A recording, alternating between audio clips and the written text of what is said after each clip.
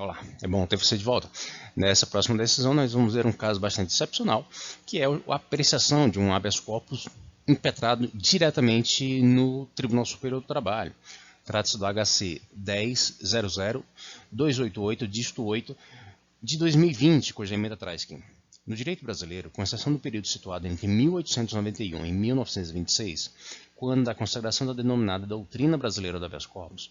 a defesa das liberdades públicas fundamentais não ligadas à liberdade física de locomoção, entre as quais o exercício de qualquer trabalho, ofício ou profissão, atendidas as qualificações profissionais que a lei estabelecer, não se legitima pela via do habeas corpus, instrumento que compõe a jurisdição constitucional das liberdades, que tem por objeto único e exclusivo a supressão da ameaça de violência ou coação na liberdade de locomoção de qualquer pessoa, por ilegalidade ou abuso de poder. O que se teve nesse caso, então, era a discussão acerca da possibilidade da vigência e eficácia de uma cláusula de não concorrência, ou seja, quando um determinado empregador estabelece na contratação que aquele trabalhador, após o encerrado o vínculo de emprego, não possa prestar serviços no mesmo tipo de empresa ou mesmo tipo de atividade profissional. Aqui no caso se tinha uma empresa do comércio varejista que estabeleceu para um gerente seu, para um administrador de alto nível da sua empresa,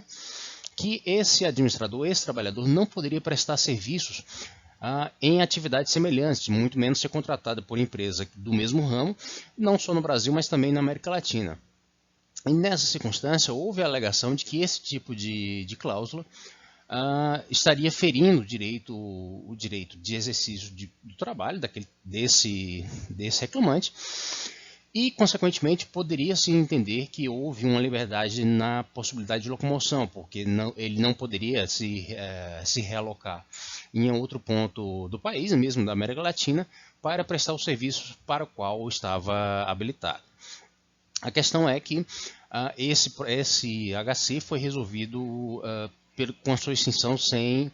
julgamento de mérito, sem resolução de mérito, porque se entendeu ser medida incabível no caso, ou seja, não se delimitou ou não se discutiu acerca da validade ou não, ou da eficácia dessa norma, dessa cláusula de não concorrência, mas se estabeleceu que exatamente essa discussão não seria admissível por meio do habeas corpus, particularmente porque se fez prevalecer essa noção de que o habeas corpus se serve apenas para a proteção da liberdade física de locomoção, direito de ir e vir ou permanecer. Quem já acompanha a Justiça do Trabalho há um pouco mais de tempo vai se lembrar de que houve situação que o TST já proferiu decisão em habeas corpus quando se tratava de liberação ou autorização para que jogador profissional, atleta profissional de futebol, contratasse e exercesse a sua atividade em outro clube. Mas essa foi uma situação excepcional que atualmente já não mais se concebe, ou pelo menos a partir dessa decisão não deve ser mais admitida. É bom lembrar que essa decisão não foi uma decisão unânime, o que representa a existência de alguma controvérsia legítima ainda, acerca do cabimento ou não do habeas corpus nessas circunstâncias. Ou seja, não se delimitou se esse tipo de cláusula de não concorrência, ou eventualmente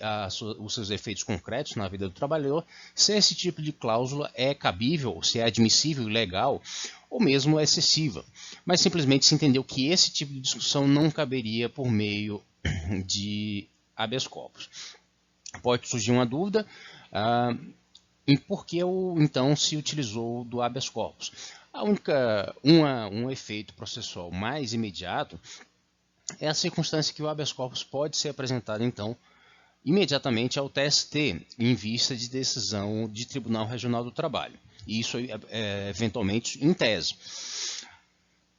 Essa circunstância de poder atrair a competência do TST acerca de determinada matéria pode justificar ou pode explicar por que houve o uso do habeas corpus nessa circunstância. Porque essa discussão acerca da possibilidade ou não das eventuais consequências advindas do não cumprimento dessa cláusula de não concorrência seria um objeto regular de reclamação trabalhista, na qual poderiam se fazer os pedidos de tutela provisória ou tutela de urgência que se entendesse cabíveis. Por consequência, também haveria a possibilidade de impugnar a decisão do juiz de primeira instância, do juiz da vara do trabalho, por meio do manejo do mandado de segurança junto ao TRT, o Tribunal Regional do Trabalho. A condição é que essa decisão, a decisão que viesse monocraticamente do relator do mandado de segurança, não seria objeto de apreciação do TST até que adviesse o julgamento desse mandado de segurança, o que muitas vezes sequer ocorre porque a decisão, a sentença na reclamação trabalhista vem antes mesmo do julgamento desse mandado de segurança. O que quer dizer que a parte, quando se utiliza do habeas corpus, ela, de alguma sorte, abre uma terceira instância para a discussão dessa matéria. E nessa circunstância pode-se, em tese, justificar o cabimento ou a utilização do habeas corpus. A circunstância que se deve observar é que a partir desse julgamento que estamos vendo, esse 10.00288, não se entendeu admissível o habeas corpus justamente para discutir cláusulas contratuais, ou melhor,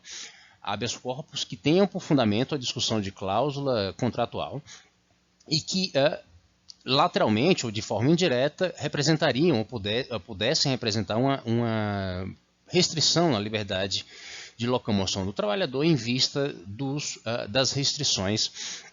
à possibilidade de prestação de serviços. Mas, se houver uma dúvida acerca de por que se utilizar especificamente do mandado de segurança, uma explicação que se pode obter é essa, de que o habeas corpus é impetrado imediatamente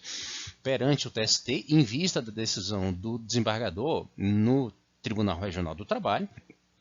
e instauraria imediatamente a competência do TST para analisar aquela questão. Ocorre, como mais uma vez repetimos, o TST parece se alinhar no sentido de que não haverá cabimento para